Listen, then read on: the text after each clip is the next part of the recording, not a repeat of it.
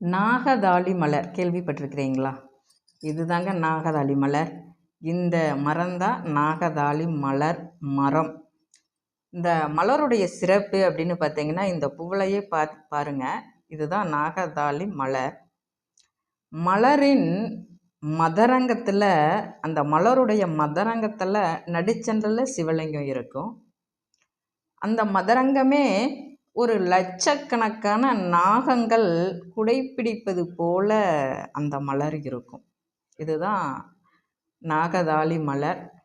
பொதுவாக இந்த மரத்தில் மேலே கிளைகளில் போய், இந்த மரம் தாங்க, கிளைகளில் போய் அந்த அந்த இடத்துல பூ காயெல்லாம் காய்க்காது. அதற்கு பதிலாக மரத்துடைய வேர் பகுதியில் இருந்து தான் ஒரு வேர் மாதிரி வரும். அதிலிருந்து தான் இந்த மலர் காயெல்லாம் காய்க்கும்.